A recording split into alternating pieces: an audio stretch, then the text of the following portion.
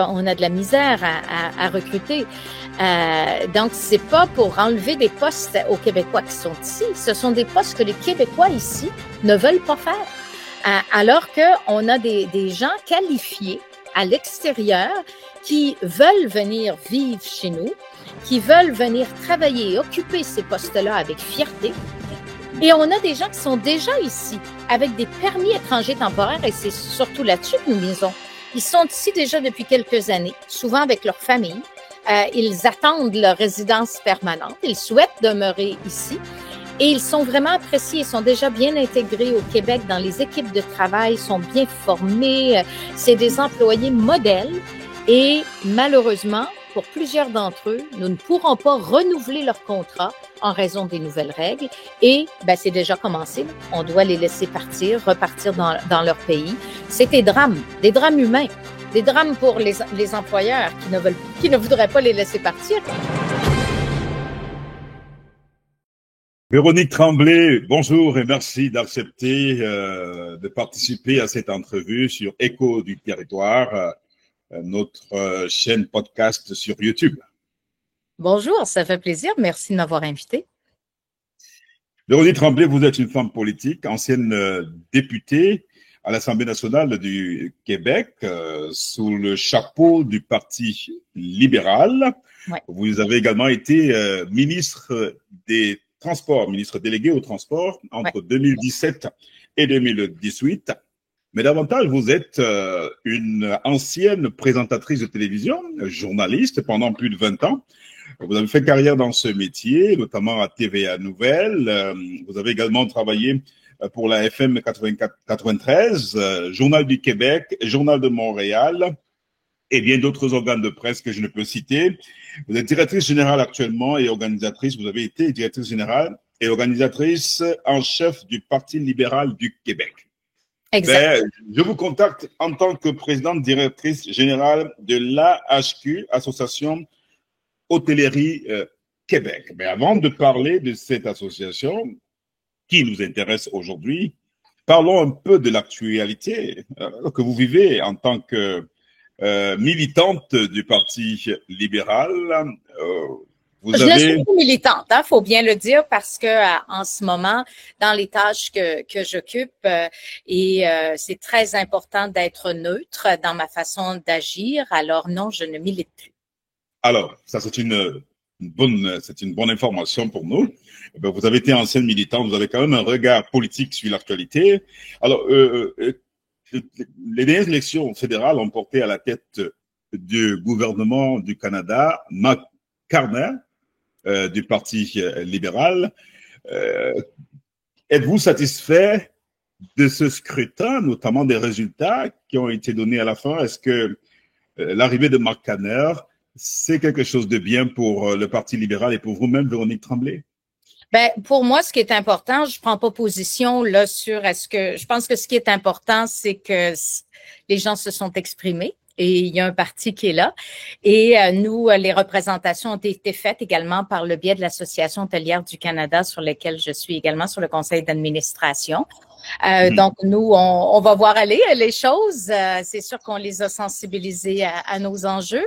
Et maintenant, on peut pas juger quand le gouvernement vient juste d'entrer en poste. Là, on a vu le Conseil des ministres, on a vu qu'il y a un secrétaire d'État qui porte le portefeuille du tourisme et qui siège également au Conseil des ministres. Donc, il y a une certaine représentation avec non pas un ministre du tourisme, un secrétaire d'État, mais qui siège au Conseil des ministres. Donc, ça démontre quand même l'importance pour du tourisme au Canada. Alors, on va regarder aller les choses. Alors, je pense que c'est ça qui est le plus important. Le choix qui est fait par la population, c'est important. C'est ça la démocratie. Nous sommes chanceux. Nous vivons dans un pays démocratique. Maintenant, on va évidemment faire les démarches et s'assurer que nos représentations soient bien entendues. Tout à fait. Un enjeu majeur qui ne nécessite pas d'être de gauche ou de droite, c'est la guerre commerciale entre les États-Unis et le Canada. Est-ce que l'approche du nouveau Premier ministre vous satisfait-elle? Vous le voyez agir. Marc Kanner, au lendemain de son élection, a très vite commencé à travailler sur ce dossier. Est-ce que son approche aujourd'hui est une approche prometteuse pour vous? Ouais, ben, sans commenter nécessairement l'approche, je pense que c'était une bonne rencontre. Donc, c'est bien parti. Alors, c'est sûr que pour nous, c'est positif. C'est important de voir que le travail se fait.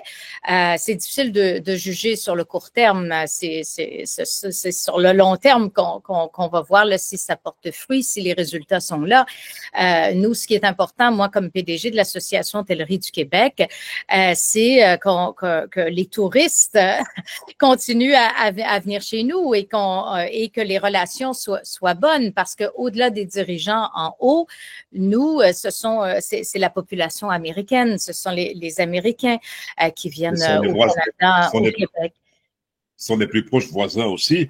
Est-ce que cette guerre commerciale a un gros impact sur l'activité hôtelière dans la province du Québec? Ben, pour l'instant, ce qu'on sent, c'est qu'effectivement, il y a une diminution. Là, on peut pas se le cacher. Là, il y a un peu moins d'Américains pour l'instant qui traversent la frontière, donc qui viennent visiter le Québec. Est-ce que ça va continuer comme ça? Là, on le sent depuis environ 2 mois. Par contre, ce qu'on constate, c'est qu'il y a encore plus de Québécois et de Canadiens qui ne veulent plus aller aux États-Unis. Donc, tu sais, il y a un élément que nos Québécois, que nos Canadiens demeurent chez nous et fassent des excursions chez nous, ben ça c'est une très bonne chose. Que les autres touristes internationaux continuent à nous visiter. Donc, on est un pays, une belle province accueillante, et ça, je pense que c'est important. Et même pour les Américains, on va continuer à les accueillir avec beaucoup de chaleur. Et c'est important de séparer les choses, hein. Il y a les dirigeants et il y a la population. Et ben, les touristes américains qui viennent ici, on va continuer à bien les accueillir. Même il y en a qui sont un peu mal à l'aise, ils viennent puis ils se sentent un peu mal à l'aise en fonction de la situation. Alors, il faut pas qu'ils se sentent mal à l'aise là. Et qu'est-ce que la HQ, l'association hôtellerie du Québec, que faites-vous face à cette guerre commerciale qui a des impacts sur le tourisme, sur l'hébergement, sur l'hôtellerie au Québec? Ben, c'est difficile de mesurer pour l'instant l'impact réel. C'est sûr que les associations touristiques régionales qui, eux, investissent. Il y a eu beaucoup d'annulations. Il y a quand même déjà des signaux. Il y a eu beaucoup d'annulations de voyages en direction du Canada et donc du Québec aussi. Ce sont quand même des alarmes importantes. Est-ce que l'AHQ a déjà mis sur pied un plan d'action, une initiative pour prévenir des effets néfastes sur vos membres qui sont des hôtels? En fait, il faut bien comprendre que 2 choses. La mission de notre association, c'est de représenter, bien sûr, nos membres sur le plan politique. C'est aussi de les accompagner, donc pour améliorer leurs pratiques, leur amener des connaissances stratégiques, les accompagner à se développer, à les mettre au courant des nouvelles technologies, organiser un congrès. Donc, il y a l'expertise, il y a l'accompagnement, il y a la représentation politique, le développement. Pour ce qui est de la promotion, c'est fait par les associations touristiques régionales et l'Alliance de l'industrie touristique du Québec, sur laquelle nous faisons partie du comité et de cette alliance-là également. Alors, au niveau national et international, c'est l'Alliance. Et au niveau régional, que ce soit Montréal, Québec et toutes les autres régions, ben c'est sûr qu'il y en a qui ont réattribué leur budget. Donc, par exemple, le budget qui était aux États-Unis, ben certains vont le changer en disant on va le mettre peut-être dans l'Est du Canada, dans l'Ouest du Canada ou peut-être un peu plus en France. Donc, chaque région ou l'Alliance peut aussi décider, ben OK, on va changer un peu notre stratégie. Alors là-dessus, on se base sur eux. Pour nous, ben c'est de constater, par exemple, par rapport aux réservations, en ce moment, on peut pas dire qu'il y a un signal d'alarme, c'est-à-dire que il y a de l'inquiétude, là. Ça, on peut pas. Mais nos hôteliers, en ce moment, on les sonde et ils demeurent positifs à la situation.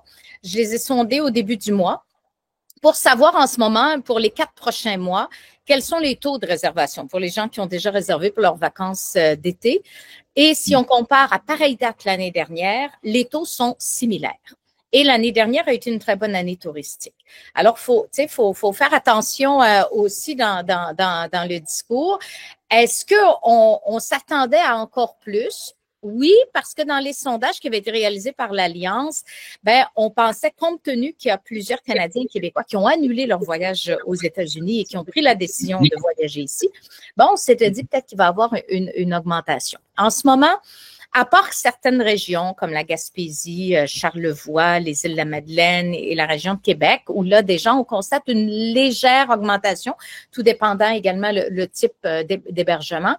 On va voir, est-ce que ça va se poursuivre? Est-ce que, il faut aussi comprendre que les Québécois, quand c'est un marché de proximité, on réserve plus dernière minute. Quand on prévoit un voyage à l'international, on réserve d'avance. On veut être certain de ne pas se retrouver avec des mauvaises surprises. On achète nos billets à l'avance et tout ça. Alors que quand c'est un marché de proximité, ce qui est le cas pour les Québécois qui voyagent au Québec, la tendance, c'est beaucoup plus de réserver à la dernière minute. Alors, en ce moment, c'est surprenant de voir que les taux de réservation pour le mois d'août, qui est le plus gros mois de l'année en hôtellerie, soit à 30 quelques %. Non, c'est pas surprenant parce qu'on sait que d'ici le mois de juillet, les réservations vont augmenter considérablement et on s'attend toujours à avoir un taux de réservation ou d'achalandage dans nos hôtels d'un peu plus de 80 % pour le mois d'août et juillet. Alors, est-ce à dire pour vous, il n'y a pas de crainte à se faire? Je dis pas qu'il n'y a pas de crainte. Il faut rester alerte. Il faut continuer de suivre les choses. Il y a toujours des petits trucs aussi pour voir, OK, là, si on voit qu'il y a vraiment une baisse, est-ce qu'on y va avec certaines stratégies de promotion, par exemple, d'offrir une 3e nuit si on réserve 2 nuits pour essayer de prolonger les séjours? Est-ce qu'on va offrir un déjeuner gratuit pour les gens qui réservent directement? Je pense que là, c'est aux hôteliers de décider de leur stratégie parce qu'évidemment, chaque hôtel un hôtel peut bien aller, puis l'autre à côté moins bien. Alors, c'est leur stratégie. Nous, on les accompagne pour leur donner des conseils, pour voir les meilleures pratiques pour être encore plus compétitifs. Mais c'est les hôteliers là, qui vont décider de comment ils vont enligner les choses. Mais pour nous, c'est quand même important de sonder, d'être au courant, de savoir comment ça se passe, parce que s'il y a des mesures à prendre, il faut pouvoir les prendre, d'être alerte, d'alerter les élus. Par exemple, en ce moment, nous, il y a toujours la main-d'œuvre qui nous inquiète aussi, parce qu'il y a un manque de main-d'œuvre en hôtellerie. Les deux gouvernements, les 2 paliers de gouvernement ont coupé au niveau de l'immigration également. Et pour nous, pour certains postes, c'est très difficile là, le recrutement. Alors ça demeure quand même un enjeu qui est très présent actuellement. Pour ce qui est de ce qui se passe avec les États-Unis, nous, on dit ce qui est important, je pense que c'était d'augmenter, c'était les approvisionnements, entre autres, s'assurer qu'on soit capable de bien s'approvisionner au Québec, au Canada. Donc, déjà, majoritairement, les hôteliers souhaitent encourager notre économie, mais il y avait quand même certains approvisionnements qui étaient américains. Donc, il y a eu un travail qui a été fait de ce côté-là là, auprès de nos hôteliers pour s'assurer qu'on essaie de plus en plus de s'approvisionner chez nous. Puis, c'est de voir aussi, tu sais, ça envoie un signal. Peut-être qu'on était trop dépendants avec les Américains parce que c'est vraiment nos voisins de proximité. Alors, ça éveille aussi à travers des crises, des fois, on ressort encore plus fort, on diversifie nos marchés. Puis, il faut penser à de nouvelles stratégies, vous dites, des nouvelles stratégies d'attractivité. Exact. Attractivité commerciale, attractivité territoriale aussi. Exact. Il faut un peu plus de marketing du territoire aussi, de la part des élus municipaux, de la part du gouvernement. Vous avez rencontré tout récemment le ministre du Tourisme du Québec et d'autres ministres à l'Assemblée nationale. Est-ce que cela faisait partie de vos discussions, cette préoccupation? Ben, la préoccupation, cette fois-là, était beaucoup basée sur c'est sûr que oui, ça entre là-dedans, mais la crainte numéro un de nos hôteliers, c'était plus les travailleurs, le manque de travailleurs. Donc, c'est la principale crainte qui a été discutée avec les élus. On a également des enjeux avec la nouvelle loi sur l'hébergement touristique pour contrer l'hébergement illégal, parce que dans l'application qui est réalisée par les inspecteurs de Revenu Québec, malheureusement, on a beaucoup d'hôteliers qui agissent évidemment légalement, enregistrés, qui respectent les règles depuis toujours, qui là se retrouvent soudainement avec des amendes à coût de 3 000 pour des petites erreurs administratives. Ça fait partie des représentations qu'on a fait en disant, écoutez, on l'a appuyé, cette loi-là, on est d'accord parce qu'on veut contrer l'hébergement illégal. Mais je veux dire, faut que les inspecteurs travaillent aux bons endroits, qu'ils s'acharnent sur les illégaux et non pas sur les hôteliers qui ont toujours fonctionné légalement. Parce que là, ça les démoralise. Puis je veux dire, ça devient frustrant. On dit, là, quand on respecte les règles, on se fait taper dessus. Et si on les respecte pas, on se fait pas taper dessus. J'exagère un peu parce que la loi a quand même porté ses fruits. Là, il y a beaucoup plus d'hébergements touristiques qui agissaient illégalement, qui se sont enregistrés à la CITQ. Donc, ça démontre que la loi a quand même porté fruit. Sauf qu'il y a des éléments dans l'application de la loi qu'on dénonce. On a fait signer une pétition également sur le site de l'Assemblée nationale qui a été déposée par la députée de l'opposition, la critique en tourisme. Ça fait partie aussi des enjeux. Fait que c'est tous des éléments comme ça là, qu'on est allé discuter là, pour s'assurer que nos membres se sentent bien représentés, que leurs enjeux soient connus. Comme là, on travaille entre autres là, sur des... Parfois, c'est au niveau des règlements, mais c'est des éléments que quand tu gères un hôtel, ça peut devenir lourd au niveau des permis d'alcool, donc il y a plein de petites choses. Donc, c'est des éléments comme ça sur lesquels on travaille. Mais c'est sûr que le tourisme d'affaires, qui peut aussi être impacté par tout ce qui se passe avec les États-Unis, on suit ça de près parce que c'est des revenus majeurs, autant l'économie du Québec, et ça, c'est important. Oui, on l'a rappelé.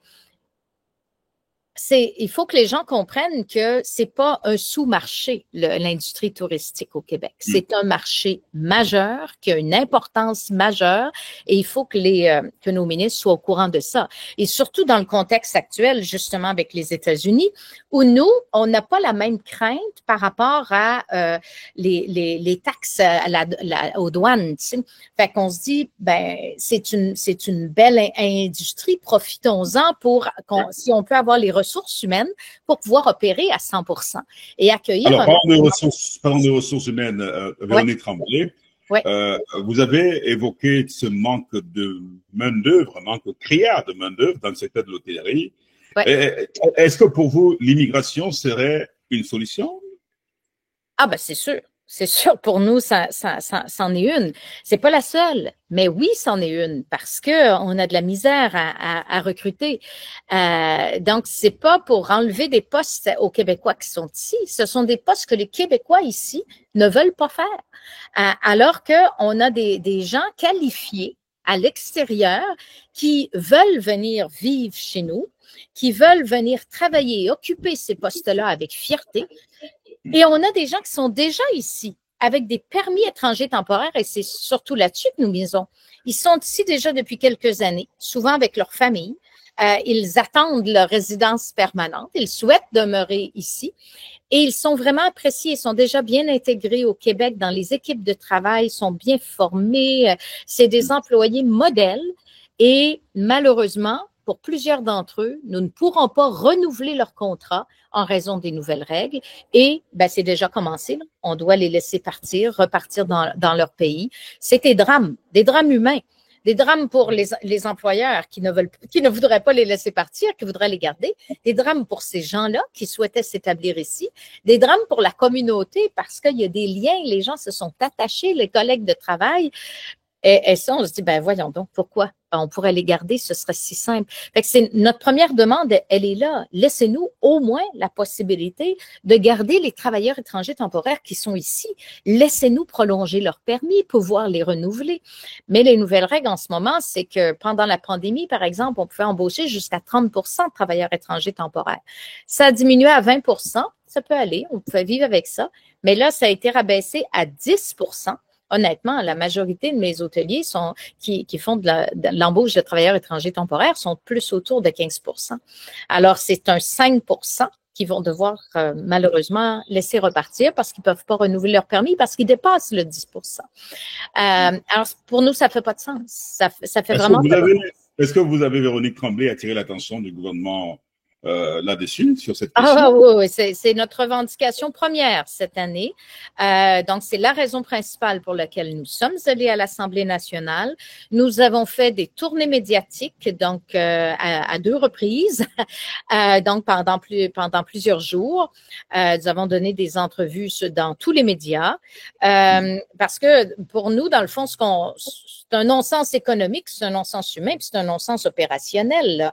Il faut, et autant au provincial qu'au fédéral, là, dans les 2 cas, on a cogné aux 2 portes et on a hâte d'avoir des changements de ce côté-là. On veut qu'on facilite le renouvellement des permis de travail pour ceux qui sont déjà établis ici, c'est clair, de réduire les délais de traitement parce que c'est une éternité. On veut éviter justement l'incertitude puis la rupture et on veut permettre aux employeurs de conserver leurs employés temporaires pour des périodes prolongées parce qu'en ce moment, ils ne peuvent renouveler les permis que pour 1 an. C'est très court, ça coûte cher, mais c'est de valeur. C'est pas tant le coût parce que je veux dire, ils veulent les garder ces employés-là, mais c'est le fait que c'est toutes les étapes à reprendre pour prolonger le permis, alors que ce serait si simple de dire, bon, prolongeons-le pour 2 ans ou 3 ans si c'est ce que souhaite l'employeur. Alors nous, on dit au gouvernement, plutôt que prendre des décisions sans nous consulter, les sectoriels, prenez le temps de vous asseoir avec nous pour qu'on puisse adapter les programmes à la réalité du terrain. Alors, les nouvelles règles, Véronique Tremblay, les nouvelles règles sont là. Les nouvelles règles sont là désormais. Il faut faire avec. Et comment est-ce que vous faites, donc les hôteliers font maintenant pour des règles, ça change, hein? Des règles, ça change. Alors mais oui, on fait avec, on va les respecter. Entre-temps, comment allez-vous faire pour pour continuer combler... à faire nos représentations? Entre-temps, comment est-ce que les hôteliers vont faire pour combler ce manque de main-d'œuvre? Est-ce que vous avez des stratégies pour pouvoir combler ces mains-d'œuvre? Que faites-vous? Est-ce qu'il y a plus de formation? En ce moment, il faut appel à des agences qui nous fournissent des travailleurs.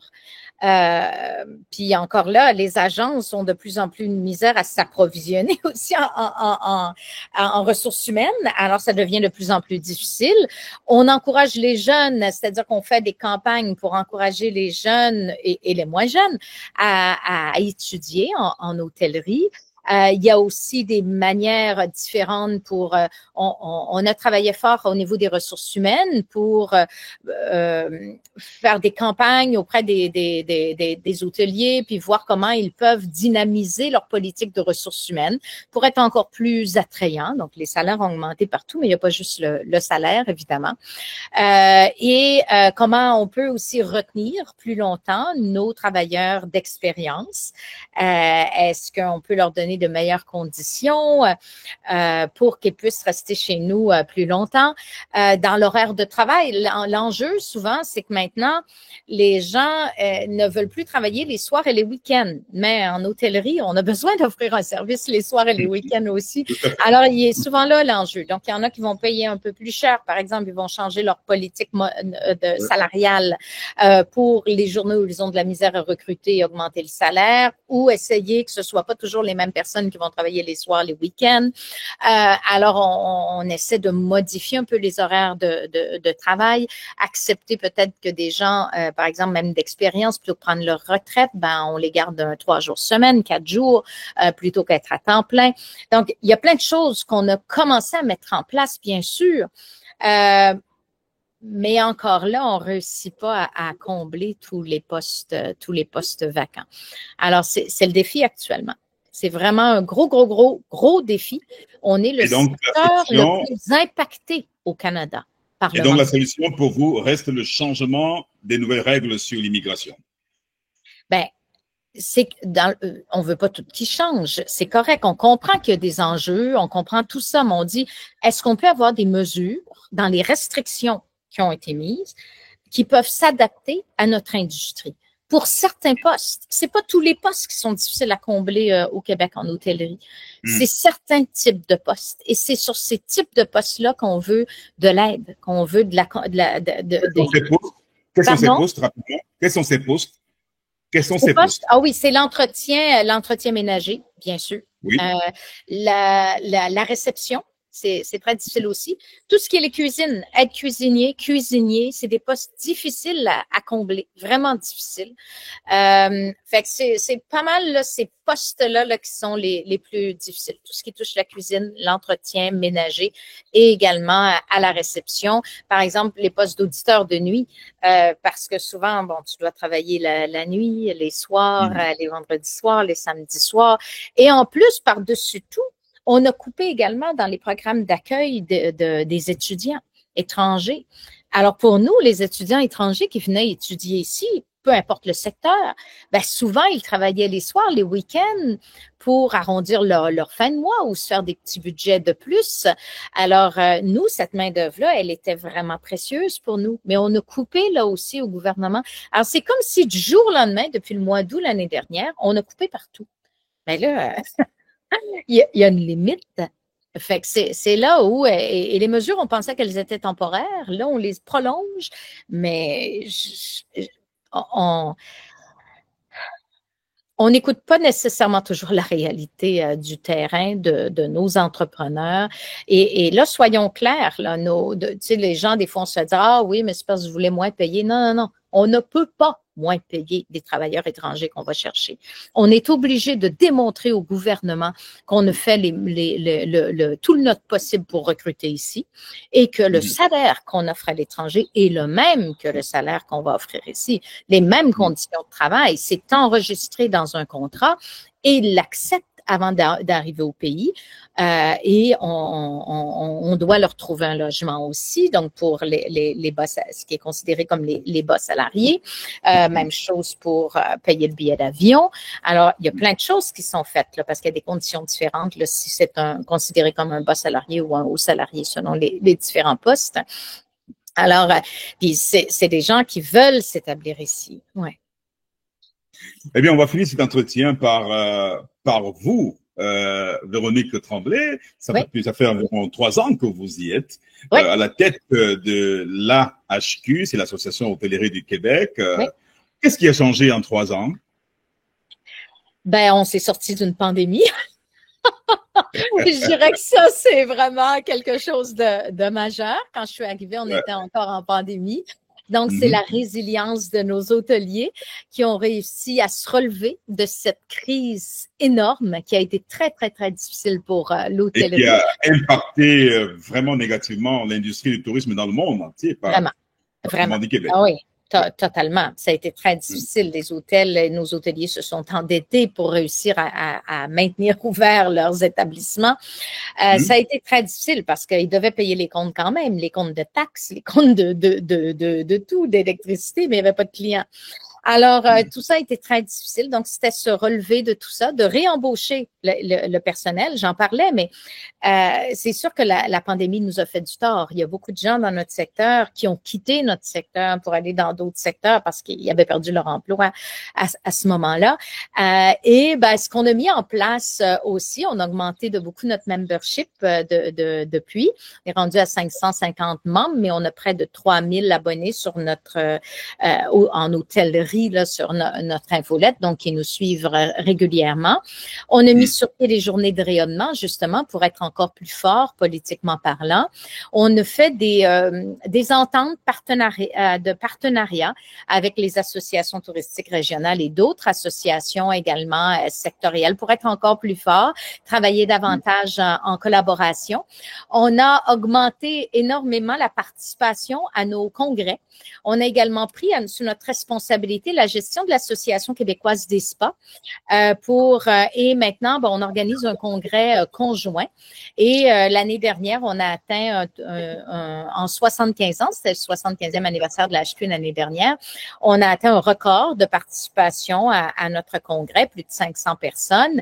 Alors, on est assez fiers de tout ce qu'on a pu mettre en place, que ce soit au niveau des communications, où on a vraiment bonifié nos communications pour que nos hôteliers soient toujours au courant à chaque semaine avec de l'information, des webinaires qu'on offre également pour les former davantage, les mettre au fait des nouveaux règlements, des changements, des nouvelles tendances, des veilles stratégiques qui leur sont envoyées également. Donc, on les accompagne davantage pour pouvoir les aider à être encore meilleurs. Et qu'est-ce qui est prévu dans les prochaines semaines, les prochains mois? Qu'est-ce qui est prévu dans votre agenda? Ouais, on a on a notre gros congrès annuel sur lequel on travaille déjà en ce moment, qui va avoir lieu du 3 au 5 novembre dans la région de Rivière-du-Loup. Également, on travaille sur, on a un nouveau projet en ce moment qu'on a réussi à obtenir des subventions pour la transformation numérique de nos hôteliers. Évidemment, ça va vite, que là, on est rendu même avec l'intelligence artificielle, mais certains hôteliers venaient d'ajuster des technologies qui déjà sont plus actuelles, donc il faut encore s'adapter. C'est en continu.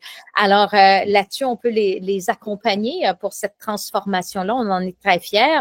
Même chose pour le développement durable. Donc, nous sommes ambassadeurs de la certification clé verte, Green Key en anglais. Alors, nous continuons de faire des cohortes pour accompagner nos hôteliers parce qu'évidemment, ça fait de plus en plus, c'est une demande qui revient de plus en plus souvent de la clientèle, l'importance qu'on accorde non seulement à l'environnement, mais à notre impact économique, la façon dont on traite nos employés, nos fournisseurs, nos collaborateurs. Donc, tout ça est vraiment important, la transparence, l'authenticité. Alors, on continue à travailler très fort là-dessus. On manque pas de projets. Je me plais beaucoup dans ces fonctions. C'est très agréable. C'est des gens passionnés qui c'est l'hospitalité. Les gens aiment bien accueillir les touristes, leur offrir une superbe expérience client. Pour ça, ils ont besoin aussi d'outils pour pouvoir pour que ce soit encore plus facile pour eux là, de gérer tous les imprévus. Alors, on continue aussi à développer tous ces outils-là pour pouvoir encore mieux les accompagner.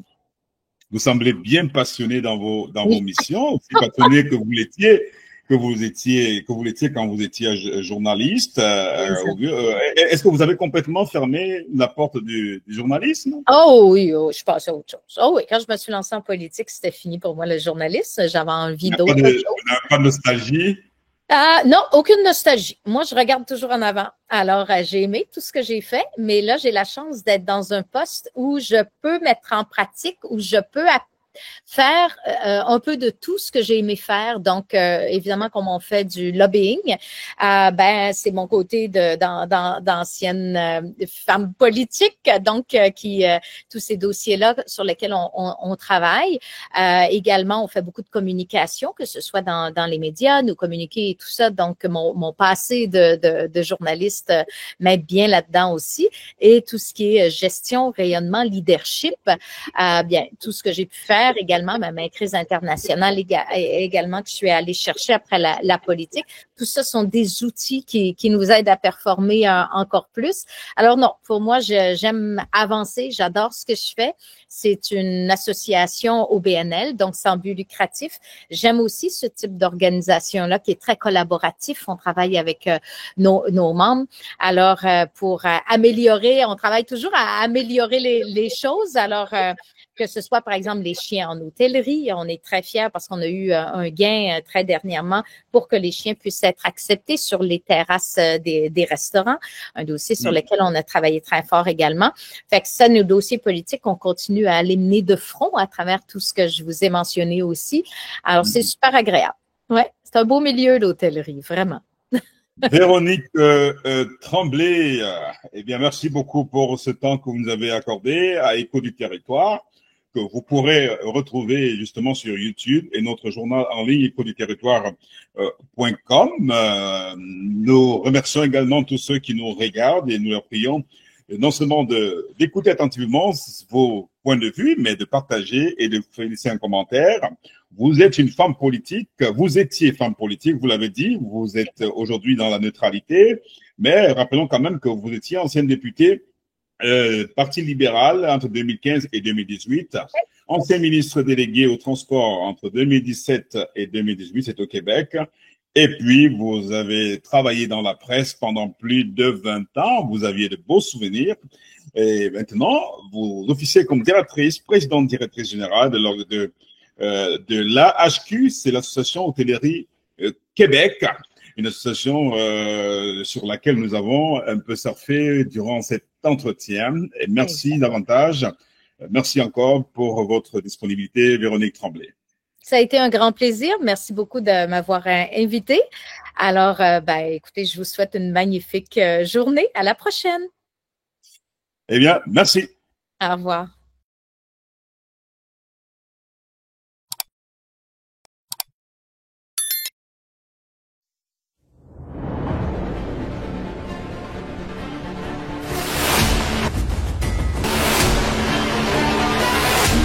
Éco Télévision, la tribune des territoires.